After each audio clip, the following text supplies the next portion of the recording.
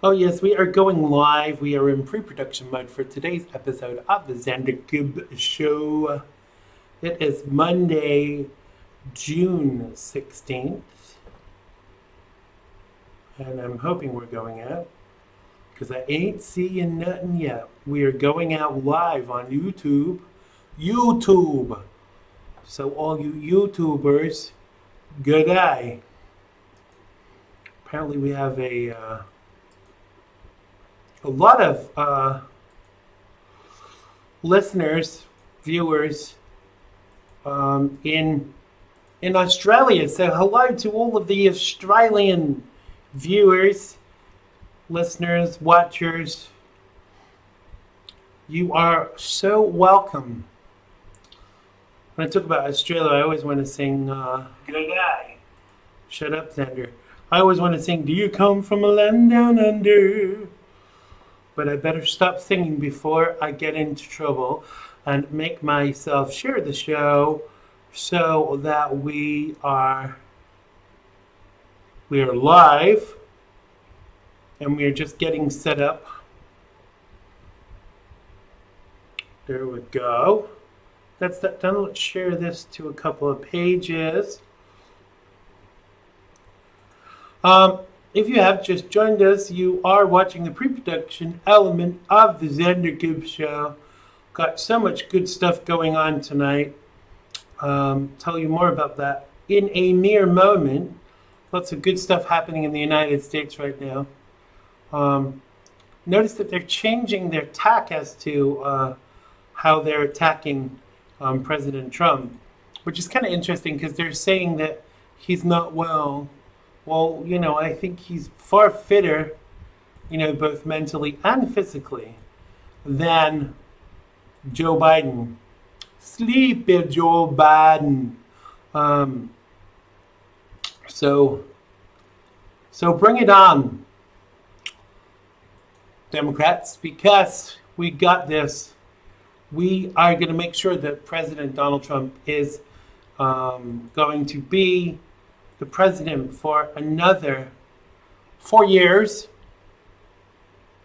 because I think he's all that's coming between us now and these commie bastards. Excuse my French. There's only one person watching right now because we're in pre-production mode, so I don't think they will mind.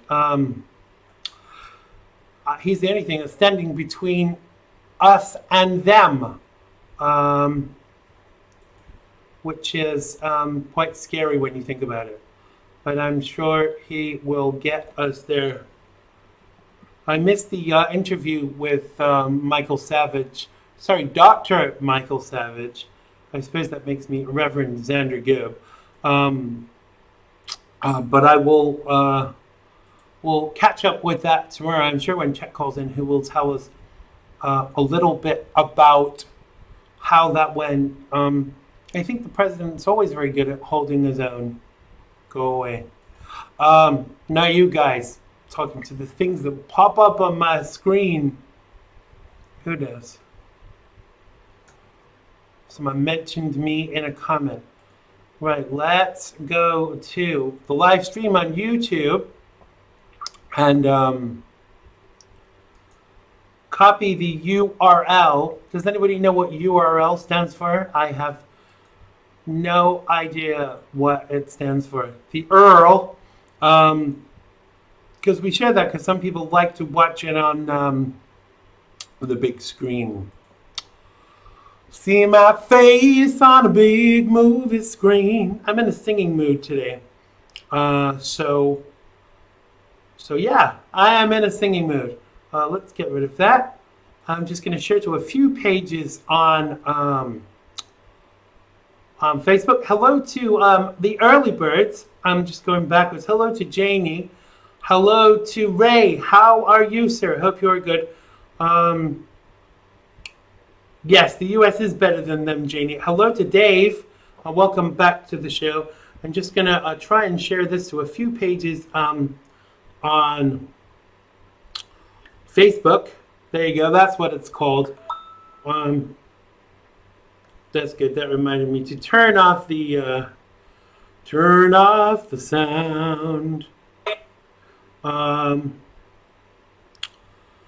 because we get all kinds of things going on during the show, which prevent us from doing what we need to do. Okay, so pray with me, guys, that when I go to share to a group, it will let me share to. It's not doing it. I have to do it individually again, which means it takes forever. Hi, chat. Welcome back to the show. Janie is saying a URL is a www thingy. Yes, I know that, Janie. I just meant what did it stand for?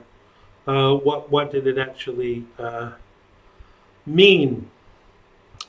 Hi, Maria. Welcome back to the show. If you just joined us, you are watching the Xander Gibb show. I am just sharing the show to a few groups and pages so we can fill up the live feed. I'm hoping you're all well. Glad you're doing great, Ray. And I'm doing good too. Yeah, things are going pretty well. I'll tell you a little bit more about where we're at later. I think I just shared the show to my page like 3 times, but never mind. We are filling up. We will be starting very soon. You might have understood that if you're Japanese. See, apparently that's racist as well. You're not allowed to mention any other race right now. Day says, I heard Cuomo was going to be rude on Cuomo's TV show.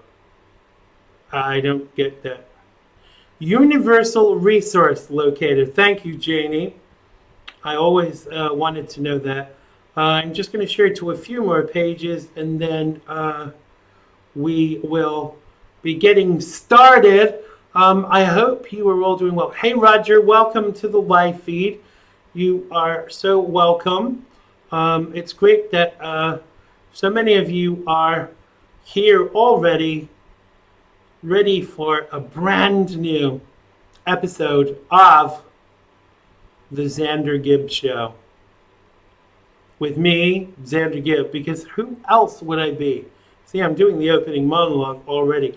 I'm multitasking. And while I'm sharing to a group that's called It's Okay to Be White, which I think is very apt in today's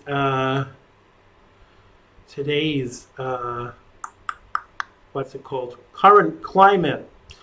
So I don't know if you heard, but the Supreme Court of the United States of America put through some groundbreaking legislation today, protecting the LGBT community from being fired from their jobs just for being gay.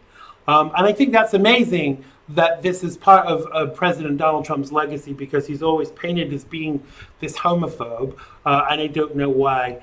So, you know, it really kind of, it blows me away that they say these things about him and then he goes and does something like that.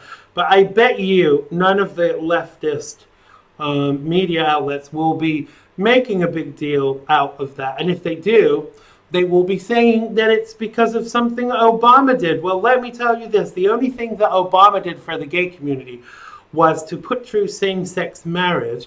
And he only did that to piss off the Christians, because he could have made civil partnerships equally legal, which would have made people a bit less concerned about it. But he didn't do that because he wanted to divide the community. Just going to share to one more page, and then we will get started. So we are going live in 5, 4, 3, 2. Cue opening titles.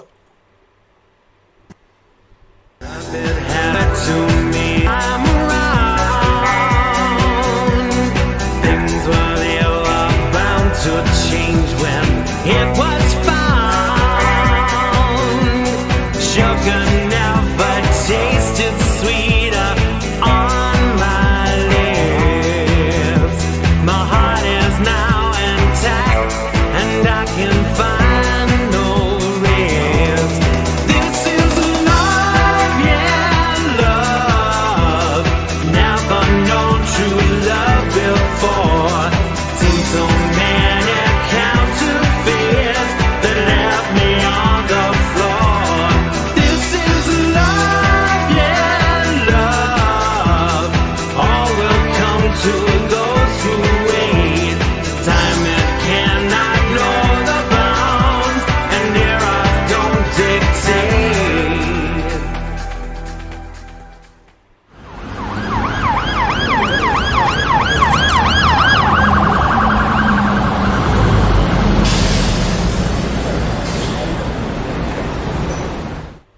Hello and welcome to Monday's episode of the Xander Gibb Show, the talk show that really does get you talking on the Xander Millennium Network, live from an undisclosed location. I am Xander Gibb, bringing you the very best in Patriot broadcasting 5 nights a week. And on today's show, I get on my soapbox just a little and give you the chance to get on yours to win our phone in. On tonight's show, singer Joshua Takash joins us, and in part 2, Tony Lasacco drops by to break down today's hottest topics. Now, you can have your say below in the live feed, and as usual, I'll be sharing your comments as we go along. You can call us in the phone in. I'll give you more information about that. You can follow me on social media, even on Twitter now. You can find me as the Recalcitrant Hen, because I am in disguise. And you can also check me out at Xander Gibb. Oh yes, sirree. Don't forget about our drinking game. Every time I say the words, oh yes, sirree, you can have a tipple of whatever you want to have. Just going to go backwards a little in the feed.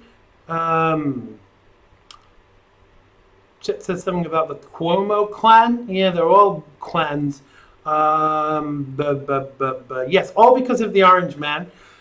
So if you do know liberals that are gay and they say to you, Donald Trump is homophobic, remind them that his administration today, in the year 2020, made it illegal to fire somebody for being homosexual. And I think that's a great banner for Republicans when you actually consider that, I didn't want to be a Republican because of what I had been told about them. Dave says they're suing the pants off our health director and governor here in Ohio. I'm guessing you live in a blue state. Ray says, yep, because Obama came out against gay marriage, then magically did that. Yeah, it was good enough for Barry and his husband, wasn't it? Janie says, I haven't listened to news in a few who is and stuff. I'm not sure what that means. Dave says, yeah, I read online Cleveland plain dealer. That's why she stepped down. Hello to my Gina. Welcome to the show. Janie says she's in Ohio too. When I hear about the state Ohio, I always want to sing that song, Down by the Banks of the Ohio. But don't worry, I won't sing it. Not right now, anyway. Dave said, Ohio citizens have filed a class action lawsuit. Good for them. Let's have a look. Hello to CV. Welcome back to Roger, who obviously had to sign out for some reason.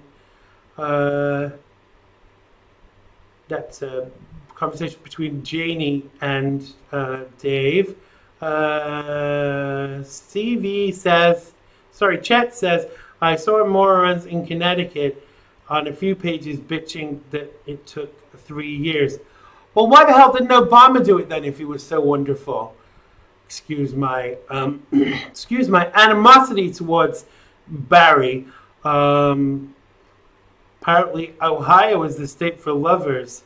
I'll sing for you a little bit later, but we want you to sing now because we want you to call us in our phone in. You can call us if you're in the United States on 845-363-4747. That's 845-363-4747. Or if you're in the United Kingdom, you can call us on 0208-133-5274. That's 0208-133-5274. All right? So call us now. Yeah, I agree, Chet.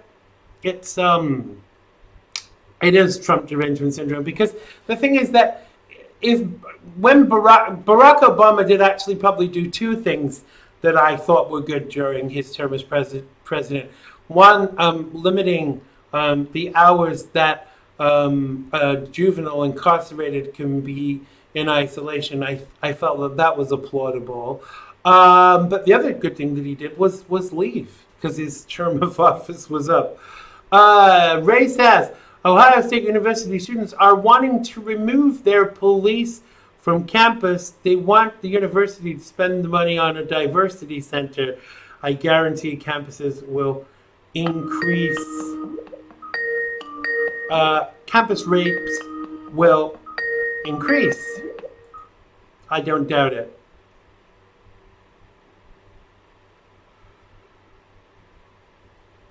Hello, you are live on the Xander Gibb Show.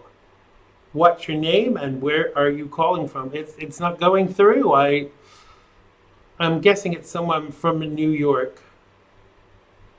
Got this spinning egg timer thing going on. If that was you, call back. Maybe it's the Skype. I'm going to restart the Skype because Skype has been a little crapola of late.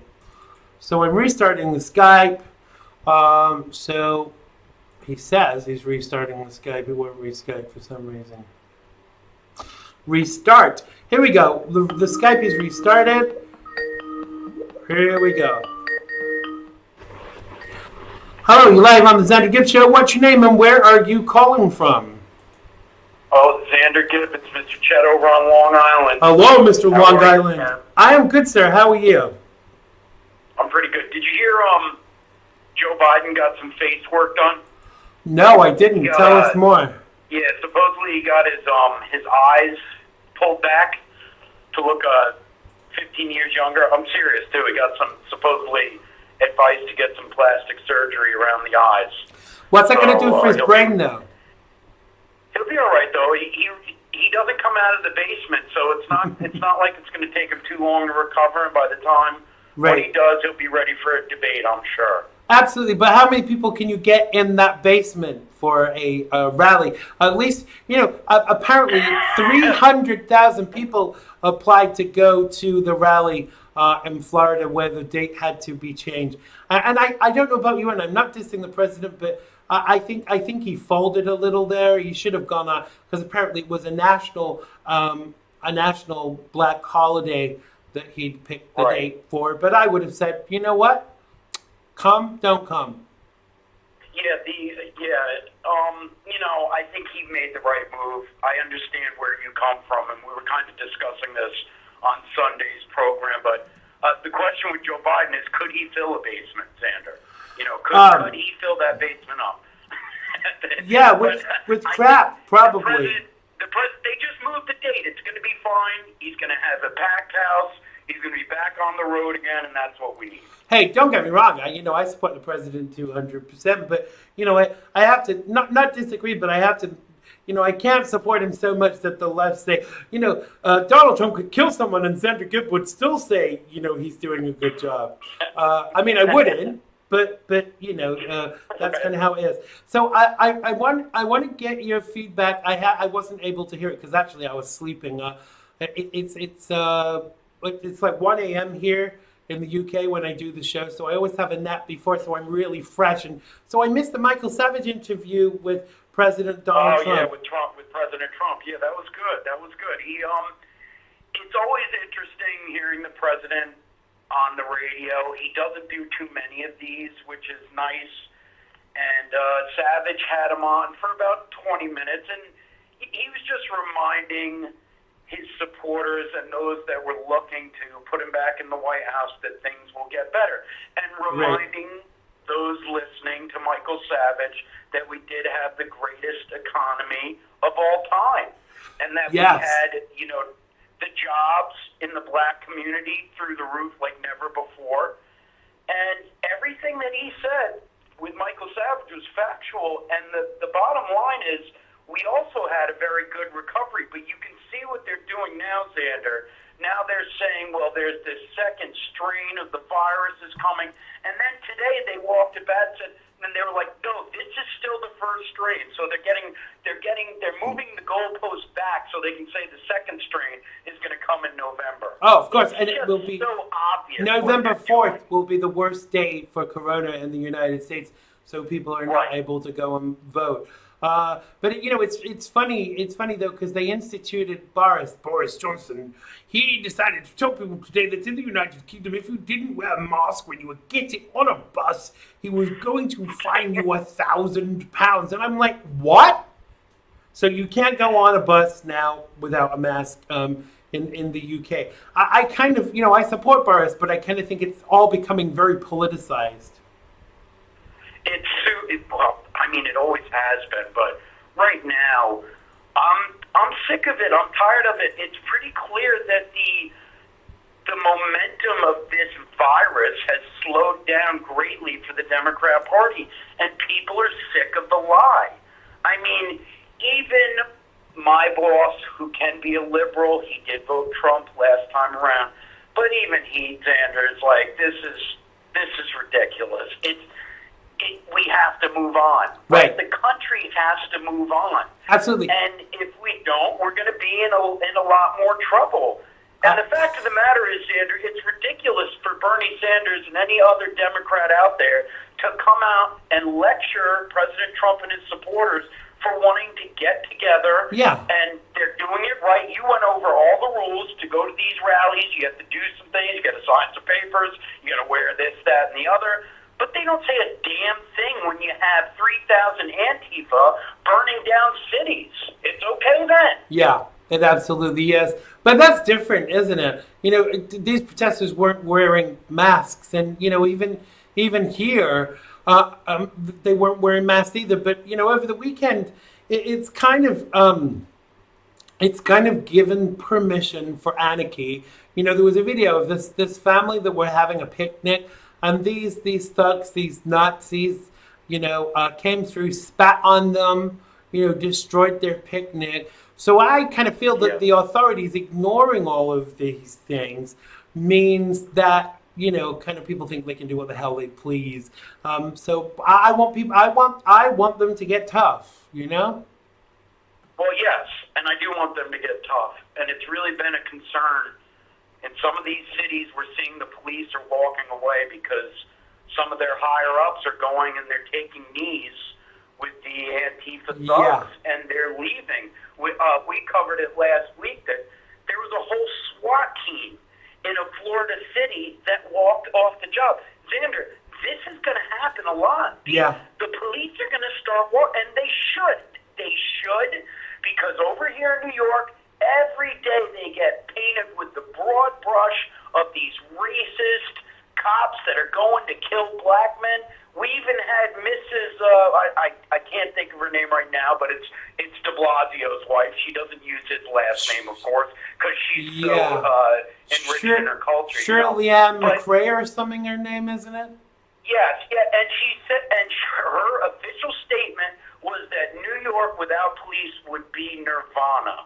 And she has a detail, Xander. Police follow her and her children around to protect them. Can you imagine having to follow that thing around all day? As much hate that she has for them. Yeah.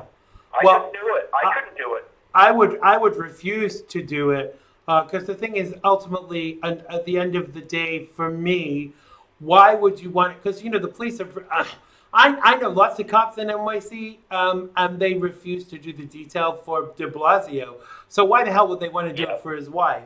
Because they think ultimately there is this kind of bad feeling that they've created amongst law enforcement. You see, I've said this for long enough.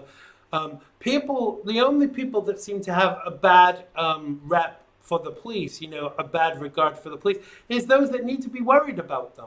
And when you are a law-abiding citizen, why do you need to be worried about the police?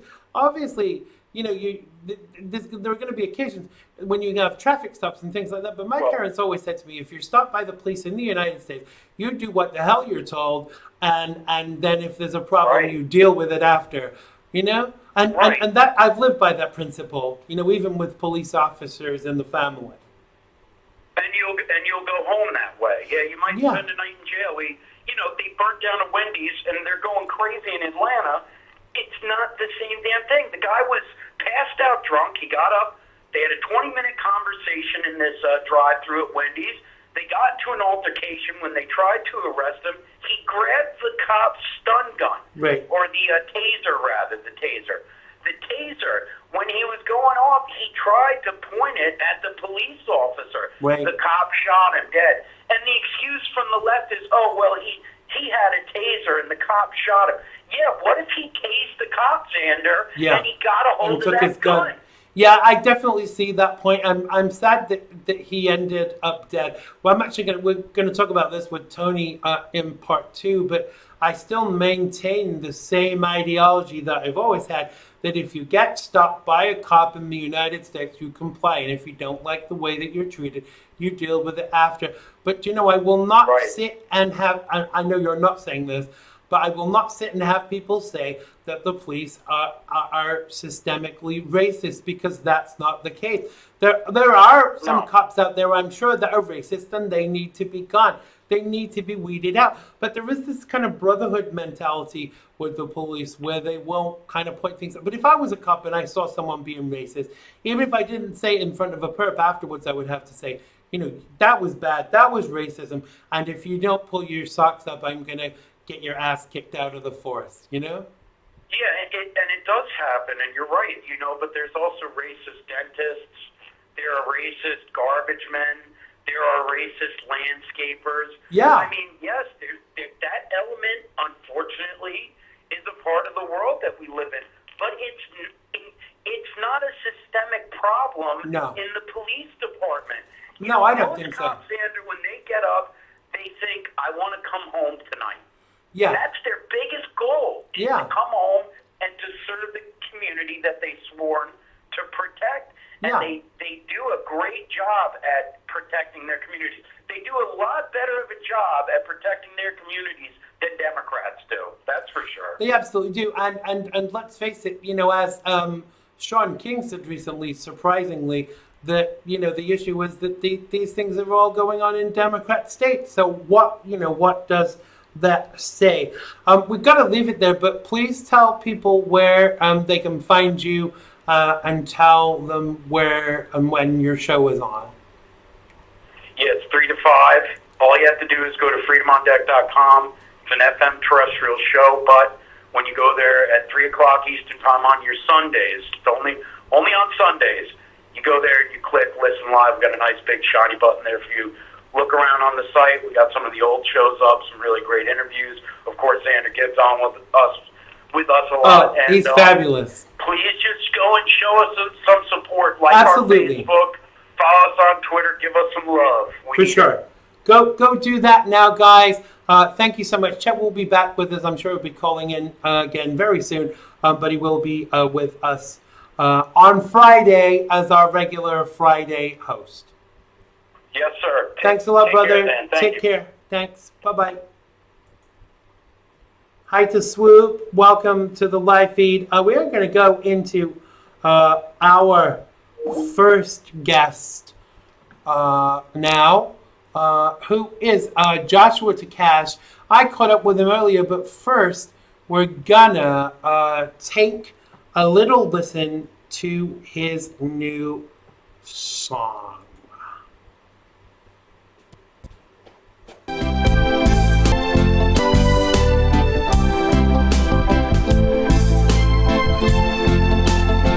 Call me a fool, or someone there just to please you. I'll be your clown and just hang around in case you ever need someone to cheer you. Whisper my name, I'll be close enough to hear you. Wink or a sigh, I'll reach your mind. Just let me know any place, any time. Right here for you, just to please you. Just tell me what you need, and I'll instantly agree. Reach for the phone, dial my number,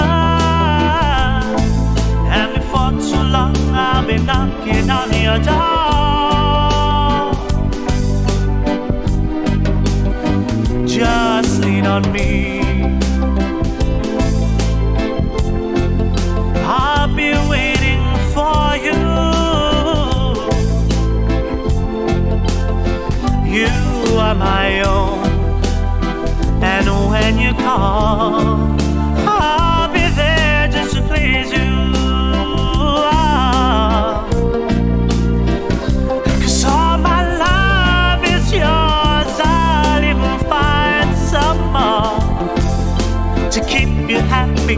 All you have to do is let me know. Right there for you, just to please you, yeah. Just tell me what you need, and I'll instantly agree. Reach for the phone, dial my number, and before too long I'll be knocking on your door. Call me a fool, or someone there just to please you. I'll be your clown and just hang around in case you ever need someone to cheer you. I'll be your clown and just hang around. Yes, I'll be there just to please you. Just to please you.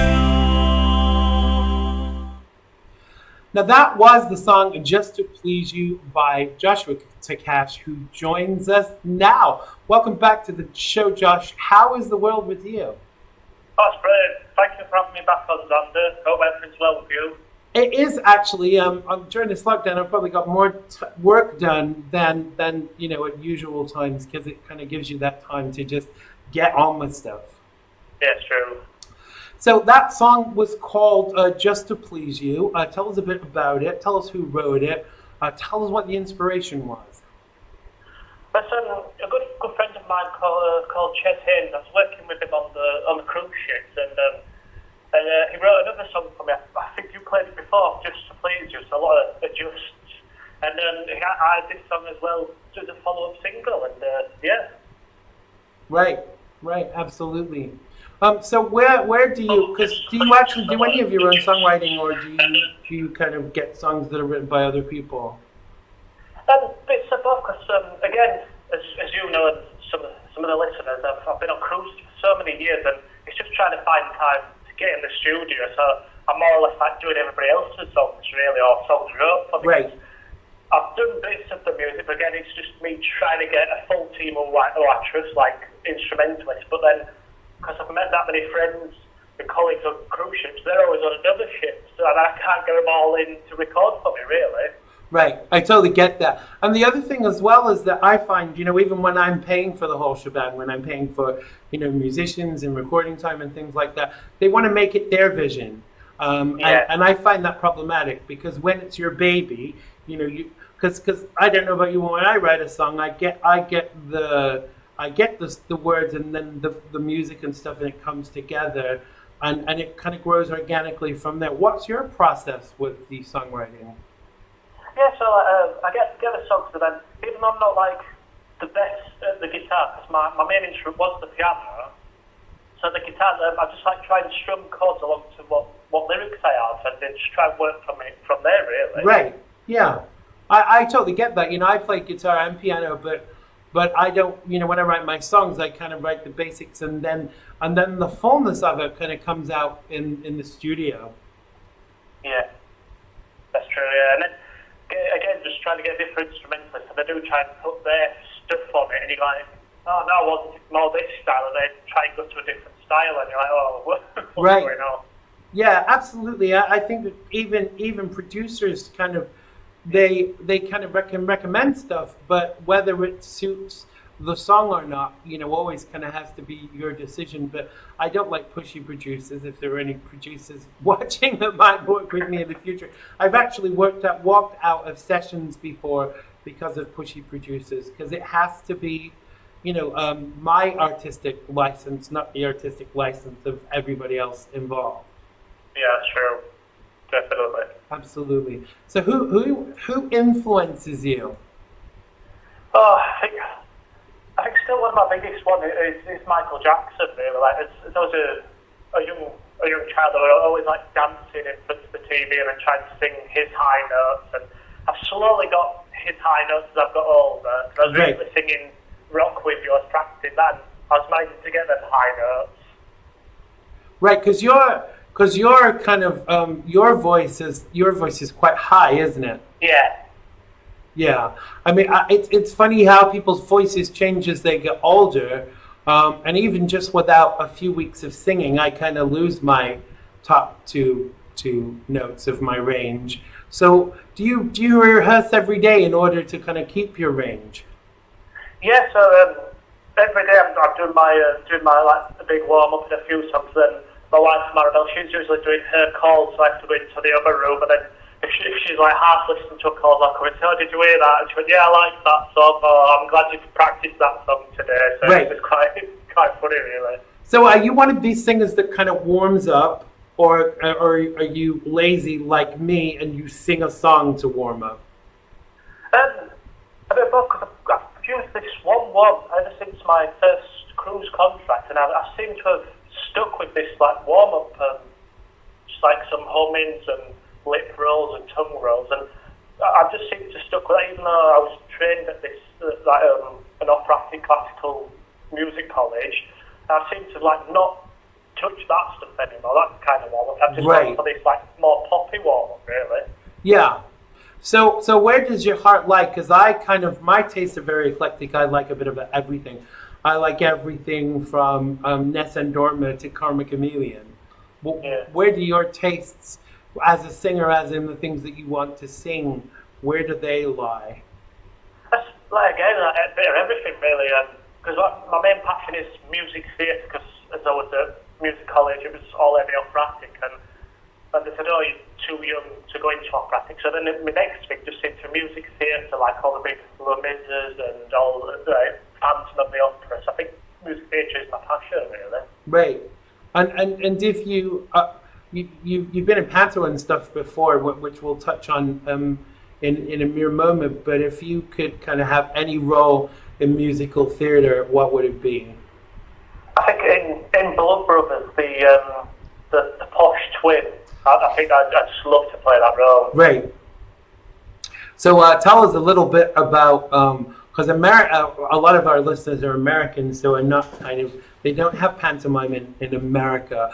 But in the United Kingdom, the pantomime is a huge tradition, and it's, I don't know how you would describe it, but there's kind of a lot of singing, a lot of dancing, and a lot of audience participation.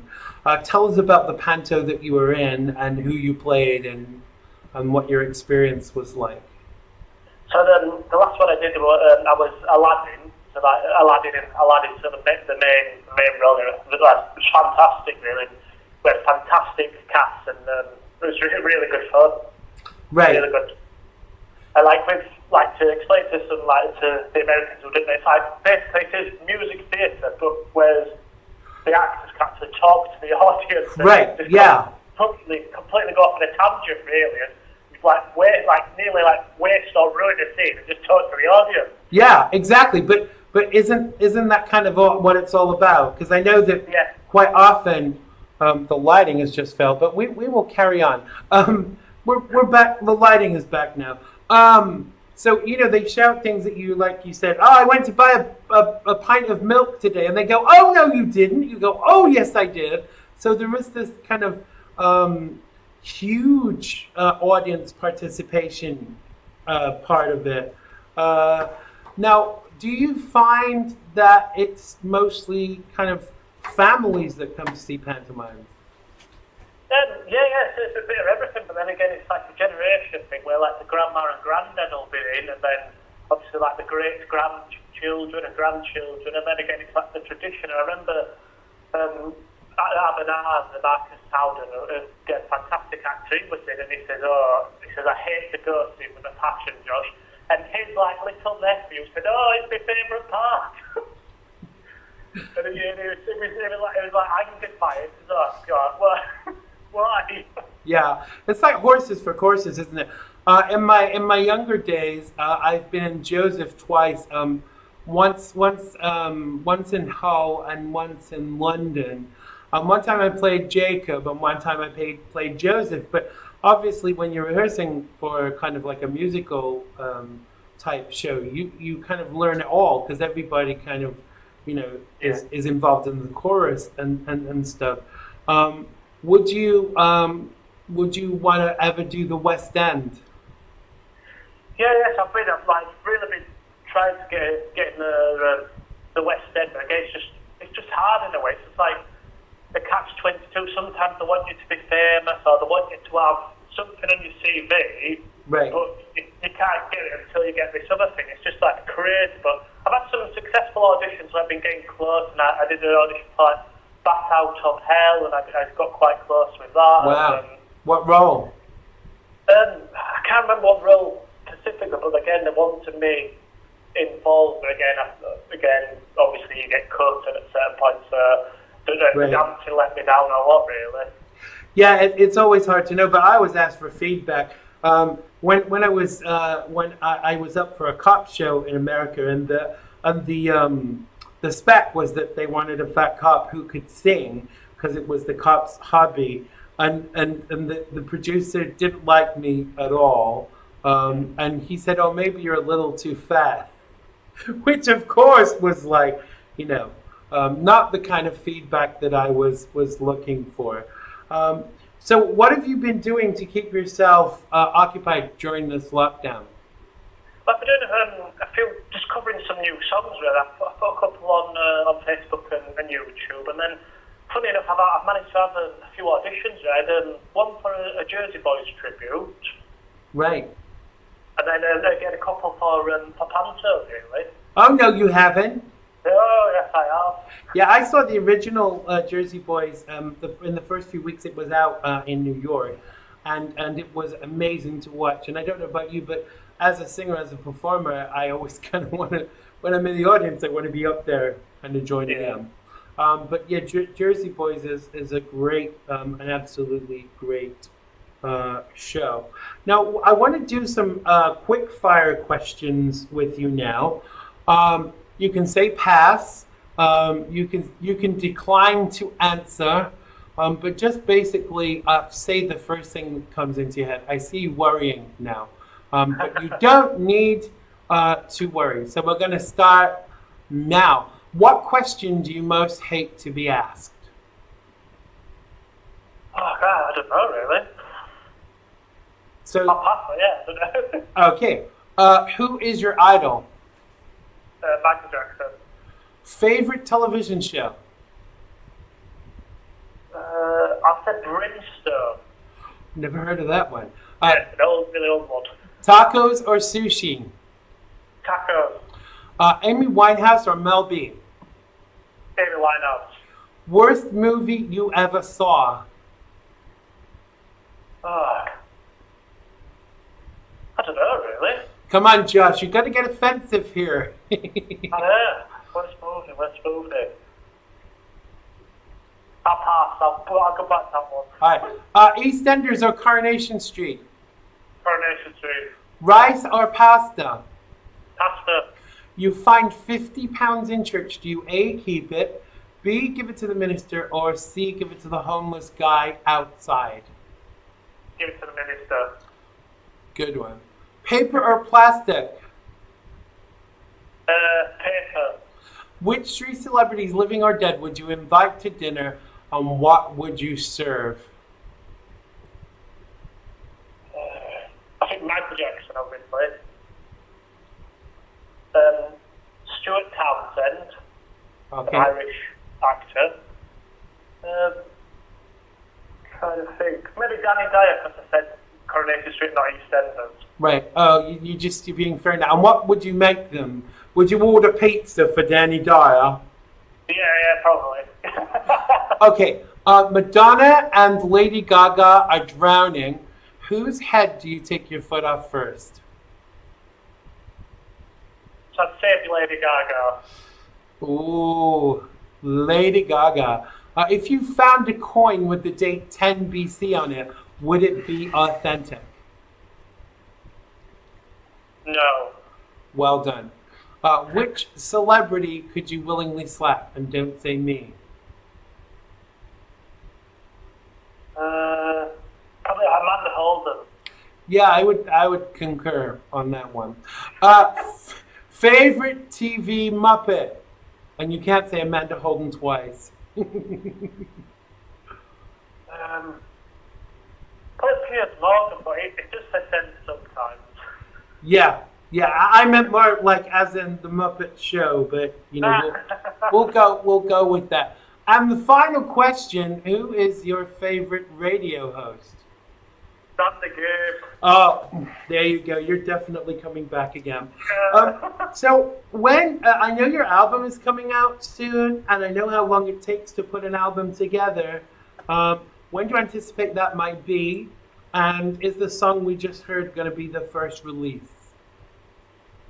I think it will be, but again, I didn't get everything completed during Corona because I've not got a full recording studio in my flat at the moment. But again, when it is all being released, I'll definitely come on your show and talk about it. Brilliant.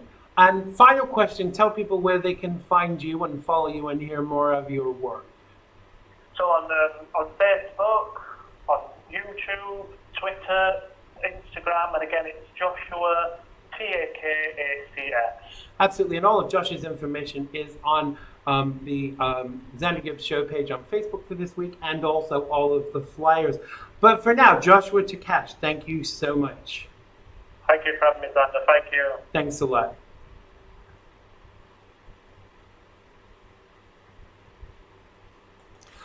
That was the fabulous singer Joshua Takash. Look out for his album. We'll have him back. So for those of you asking, he is from Yorkshire in the United Kingdom. He's a Yorkie. So that's why his accent may have been a little strange to you. But a fabulous singer nonetheless. Go and check him out. His information is on the Xander Gibb show page for this week. Oh, yes, sirree. So my next guest, just getting set up for him, finding his link. My next guest used to be a regular on the show. He is a political commentator. His name is Tony Lusaka, who's going to join us any moment from Florida in the good old U.S. of A. Let's just see if he is ready for us.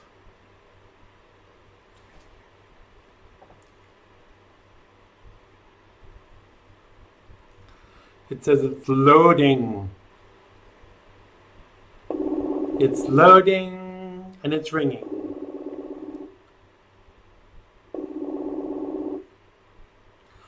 Hi, Tony. Welcome back to the show. How is the world with you? The world is good. Just let me turn down my TV. Give me 1 second, please. I apologize. Blasphemy. You didn't turn your TV off before we started the interview. No. I mean, and I wouldn't want you to know I was watching CNN. The devil's own channel, Tony. I don't know. I don't know what the folks in the chat room will think watching CNN. But welcome back to the show. It's been a while since you joined us. How is the world with you? Let's see, I can do the video. Can you hear me? I can hear you. How is the world with you? Well, the world is apparently the United States is under a denial of service attack, and all cell phones are out across the country. And the media is covering it up and not saying anything. And it's mainly T-Mobile, but it's Verizon, Sprint, AT&T. Actually, Instagram was down in the United States. We're under a serious denial of service attack. Well, apparently it's back on in New York, and hopefully it will be back on with you soon. But I blame the Russians or the commies. What about you? Actually, that's what I'm thinking. I'm thinking it's got something to do with China. I'm very surprised that the media hasn't. I mean, you would think this would be a national story, but as you know, the liberal media has their own agenda. They're too busy pushing Trump's rallies are going to cost us all COVID-19 and have thousands die. But but please go out and protest, or you're committing an act of violence against society. Definitely. So I wanna jump into our first topic, Tony, because outrage grows over the death of Rayshard Brooks, and continued on Sunday in Georgia's capital city, where demonstrators returning to the burnt-out shell of the black-owned fast food restaurant where he was shot by a now-fired police officer. His death is the latest of a black person by a police officer, which has sparked nationwide protests, alleged racial inequality, and police brutality. Now, his death was ruled a homicide on Sunday night, caused by 2 gunshot wounds in the back. Brooks, 27, was shot on Friday outside of a Wendy's after police responded to a call about him being asleep in his car in the drive-thru lane. He failed a sobriety test, and officers tried to handcuff him. Body cam video shows Brooks wrestling with 2 officers and taking a taser from one of them. Now, Brooks was fleeing when he was shot. The video, it's come to light from the video that after the video that he was on probation and was released in a response to the coronavirus pandemic. Now, this was probably the reason he resisted arrest. Now, is this another asshole cop or systemic racism? And did the cop do the right thing? Hello? Well, yes. Where to begin? Let's see. Deep breath. First of all, I get homicide, technically means that basically, it was not a natural death. So I get that. But this was self-defense. I watched the video. Great. I've had more liberal friends watch the video. The man is punching the police, resisting arrest, and then he's clearly firing a taser in their direction. That is a conflict. That is something where they could lose their lives. But people forget, police used to still lose their lives on a regular basis. People shoot and kill police. That was self-defense. It had nothing to do with the murder. And that's what that was earlier in another state. Yeah, for sure.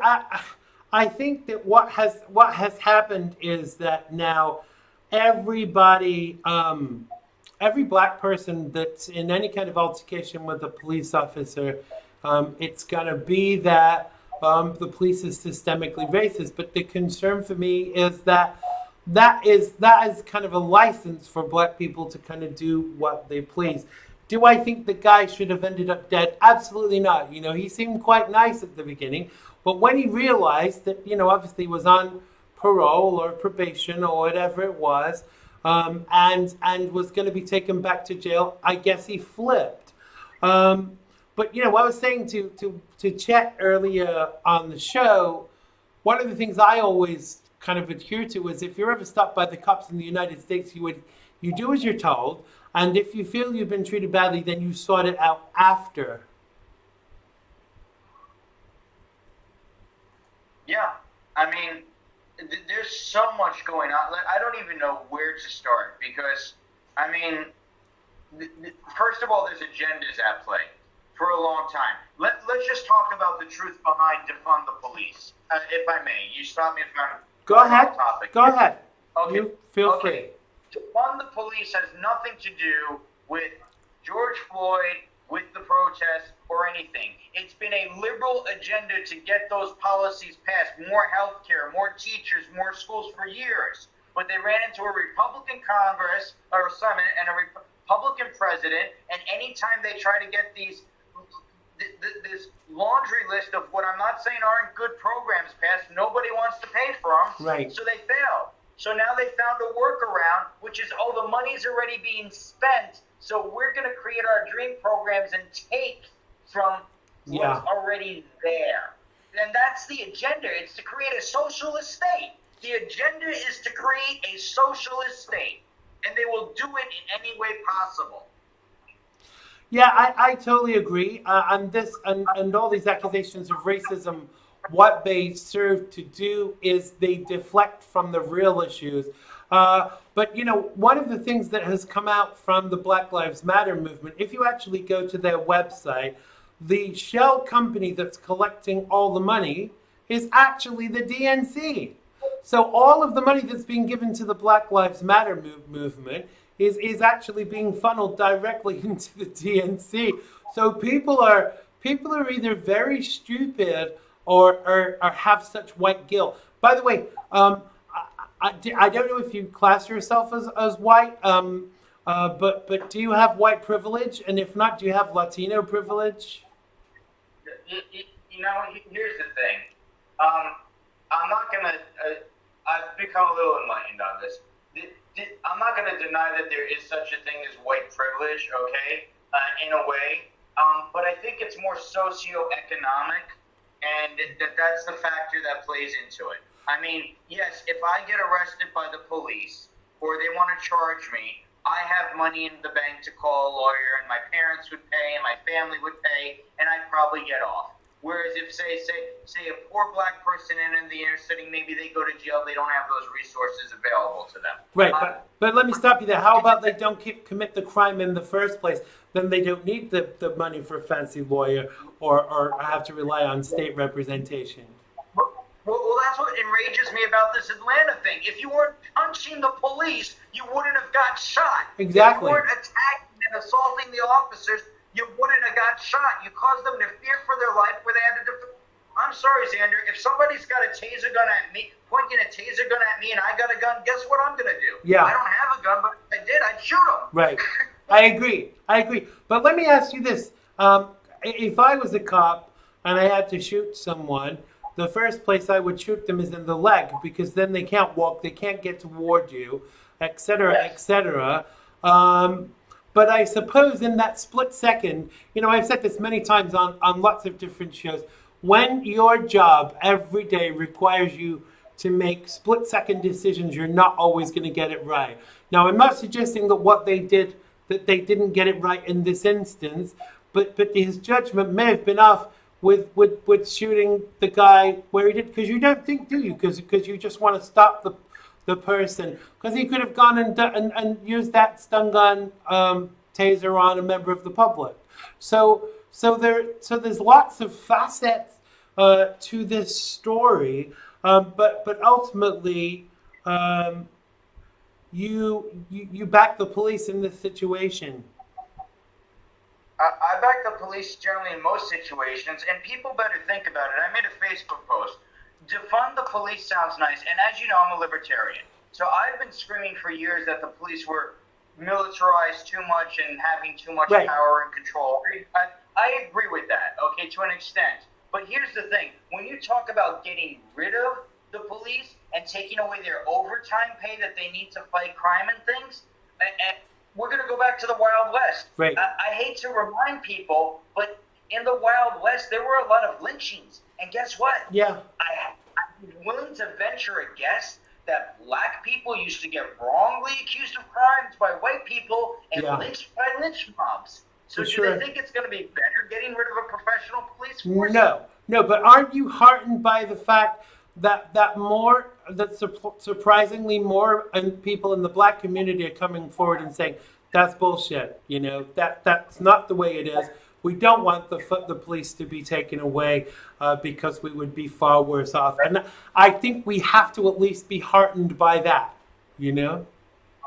I do, and you know what? And see, I'm saying things tonight that people don't want to speak. This wasn't about the black people to begin with. Yes, there were. Yes, I don't want to misspeak. Of course it was, but you had white people trying to tell them and be outraged for black people. Those were white boys busting in things and rioting and stuff. These were all white people doing it. They were leftist white people who want a socialistic country, who want a violent overthrow of the government. Absolutely. This isn't about Black Lives Matter. No, of course not. This is about instituting socialism in the United States of America through anarchy. Absolutely. Before we move on, I just want to share what Swoop said in the live chat. Now, Swoop is a black guy. He's a regular on our show, and he's an ex-cop. He said, firstly, I believe he thought he had taken a gun. Second, tasers are tossed, the screen went up, and used to incapacitate. So if he had been successful, the cops would not be able to defend the cop would not be able to defend himself. And I kind of agree with that 200%, because when I first saw it, my first thought was, oh my God, another white guy's been killed, and what kind of problems are going to ensue because of this. But when you take a step back and you start to look at it, you kind of do look at it differently. I want to switch stories because as usual, we're time bound.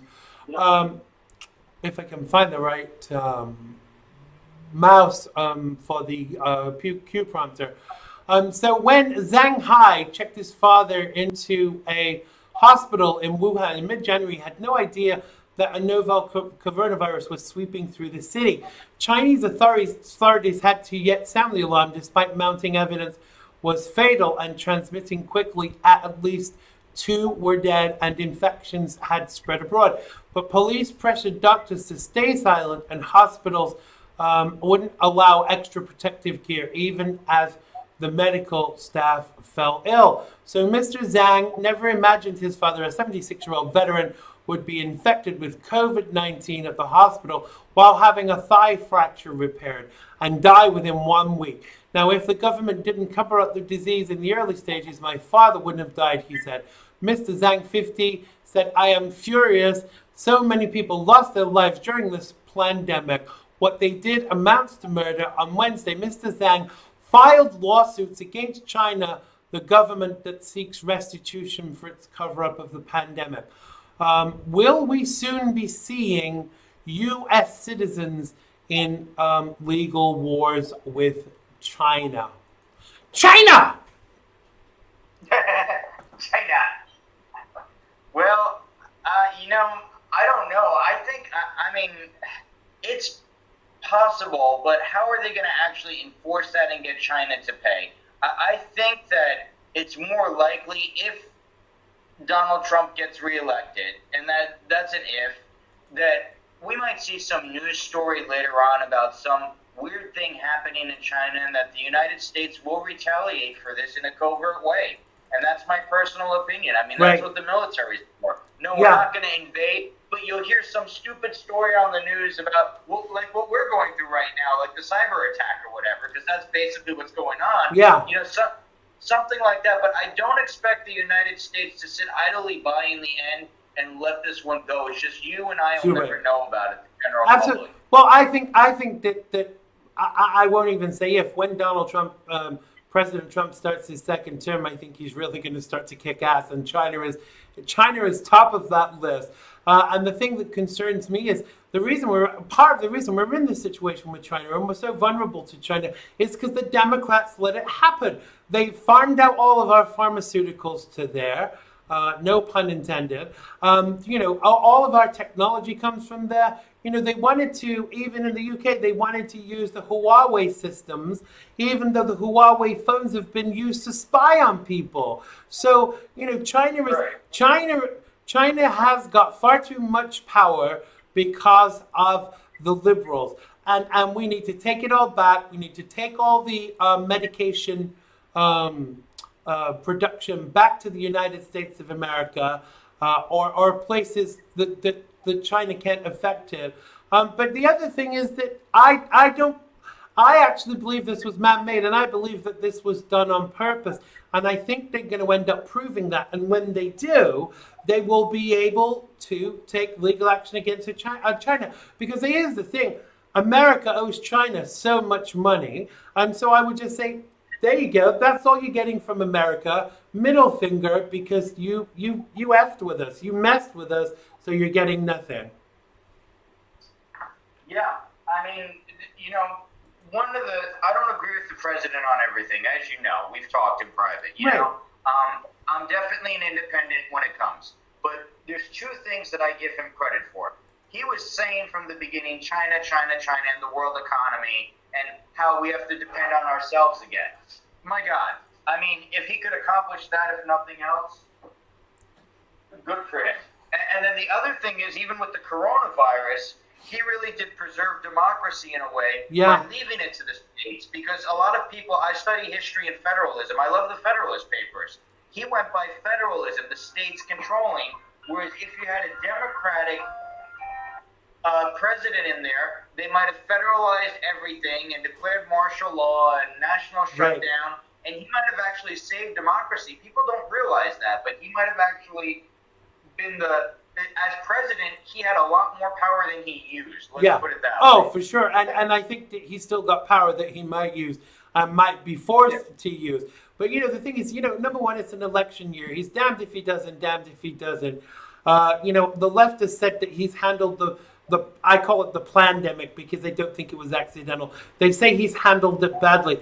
I think he's handled it pretty well. And, ultimately, he was left with no stop from Barack Obama. The WHO was lied to him.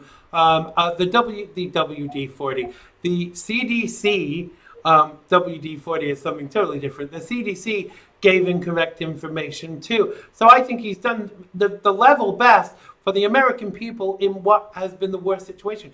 He's crying out for the states to reopen. So I'm not sure what more he can do. But even though, like you say, you don't agree with every decision the president has made, but you're not going to go and vote for Joe Biden in November, are you? I know you well enough to know that you won't do that. I don't know what I'm going to do in November. I'll be honest. Tony. Me and your viewers will disagree. There are some very character flaws that I disagree with the president on.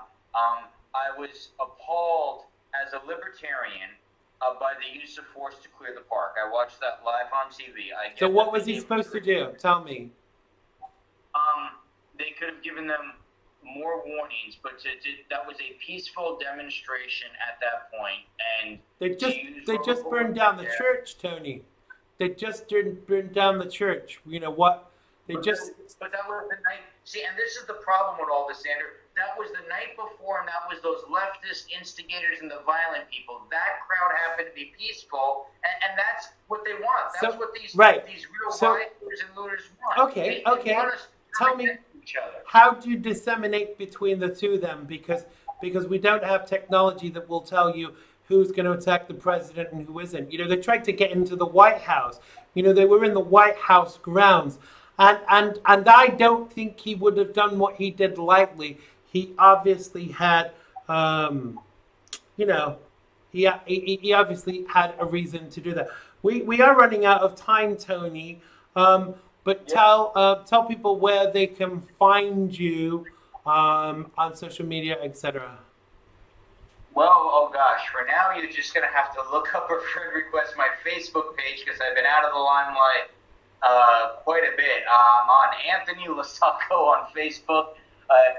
If you friend request me with a message, I'll be more than happy to talk. I am always open to debate and hearing both sides of the story. I only ask that you respect me too and do not resort to name calling. That is the tool of idiots. So I can't call you a silly poopy head nincompoop. That's not allowed. Oh, you're pretty the silly faggots. Come on, For sure.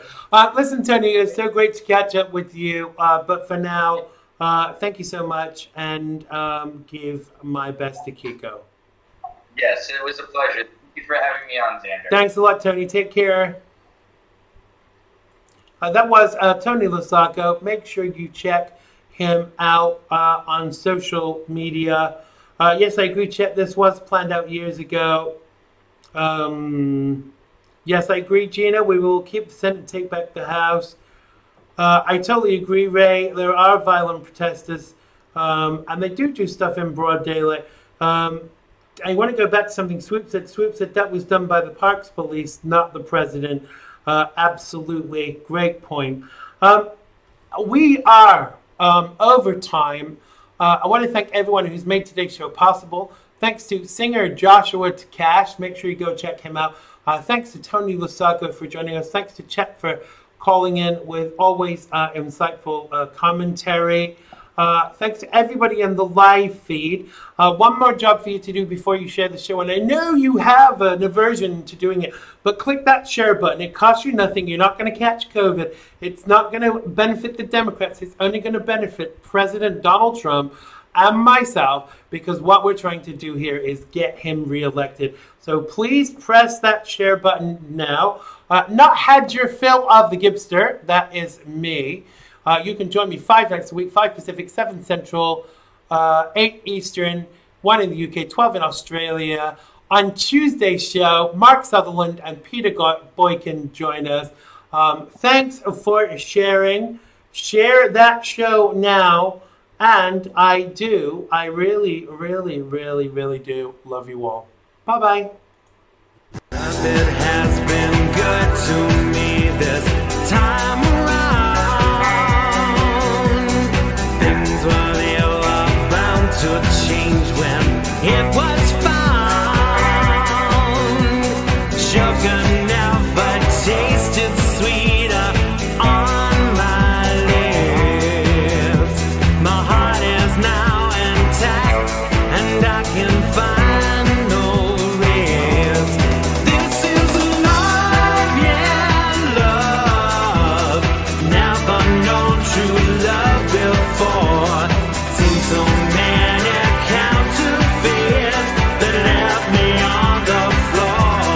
This is love, yeah, love. All will come to those who wait. Time it cannot know the bounds, and eras don't dictate. Click the bell button and subscribe to keep up with the Xander Gibb Show.